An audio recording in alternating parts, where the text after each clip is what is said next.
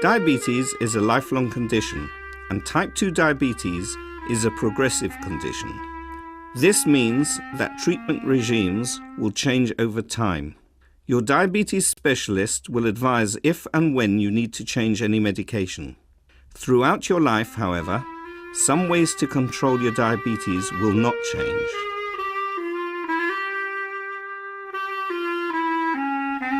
Blood glucose monitoring should be part of your daily routine.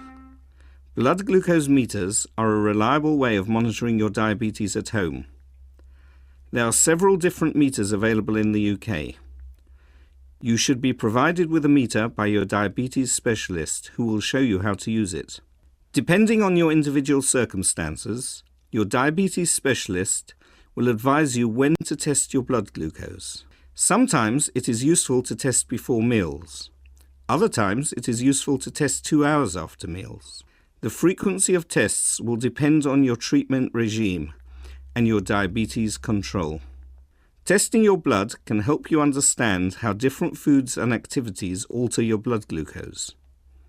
It will help you make informed decisions about how to react to everyday events. For people without diabetes, the normal range of blood sugar is between 4 and 7.8 millimoles per litre. With all treatments for diabetes, the aim is to keep the blood glucose as near to this range as possible. We usually recommend your blood glucose tests at home should be between 4 and 9 millimoles per litre at all times. If you have a European or American meter, the range is 72 to 160 milligrams per decilitre. You should write the results of the tests in a diary and bring the diary or your meter every time you see your diabetes specialist. This will help guide your diabetes treatment and management. When testing your blood glucose, you should remember to wash and dry your hands thoroughly before you start. Check that the strips are not out of date or that the pot has not been opened for too long. Prick the side of your finger, not the middle. Try to avoid using your thumb or forefinger for testing. Record the results in your diary. Dispose of needles and strips safely.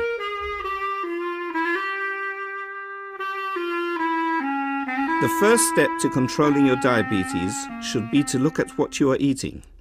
A dietitian or diabetes specialist will give you individual advice on how to do this. Any changes that you need to make should be made by your whole family so that you can all eat healthily together. Don't forget to eat at least 5 portions of fruit or vegetable per day in these changes. Exercise is also an important part of your diabetes treatment and should be part of your daily routine. You should aim to do the recommended amount of 30 minutes of exercise on at least 5 days per week, combined with 10,000 steps per day if not restricted by disability. There are several different medicines for type 2 diabetes. They can be classified into these groups. Metformin. Metformin works by making your body use insulin more efficiently and by suppressing the liver from releasing glucose during the night. Metformin is often the first tablet prescribed to people with type 2 diabetes. Sulfonylureas. This is a group of medicines which help the pancreas to produce more insulin. This group of tablets includes gliclazide, glibenclamide, glimepiride, and glipizide. These tablets can cause hypoglycemia if the dose is too high. Metaglinides. These tablets are taken before each meal and help the pancreas produce more insulin for a short duration. They are called repaglinide or nataglinide. Glitazones. Rosiglitazone and pioglitazone are the tablets in this group. They can be taken at any time of the day and make your cells more sensitive to the insulin already in the body. Acarbose. Acarbose should be taken with the first mouthful of food at each meal. It works by slowing down the absorption of glucose from the meal. If you have type 1 diabetes or have type 2 diabetes, which cannot be well controlled with tablets, you will need to take insulin injections. There are several different types of insulin and insulin pens, along with different types of regime, depending on your circumstances. In type 1 diabetes, a basal bolus regime is ideal. This involves two different types of insulin. One is the basal insulin taken once a day. The other is taken with each meal containing carbohydrates. This usually involves 4 to 5 injections per day. The dose you take with each meal should be varied, depending on the amount of carbohydrate eaten. This should balance the blood glucose readings so that the level is always between 4 and 9 millimoles per litre. Some people may use insulin via a pump system if they prefer. In type 2 diabetes, various regimes are used. The regime that you use will depend on individual circumstances.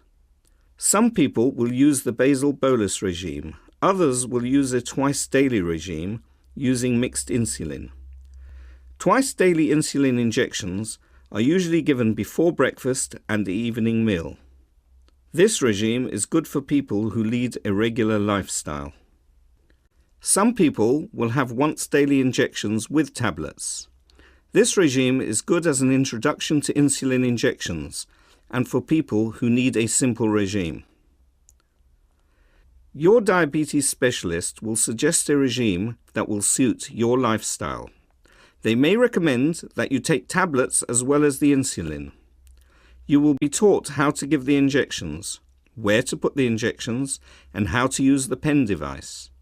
When using insulin and blood glucose testing, you should dispose of the needles and lancets safely. Your GP should provide you with a needle clipping device and a sharp spin for safe disposal of needles.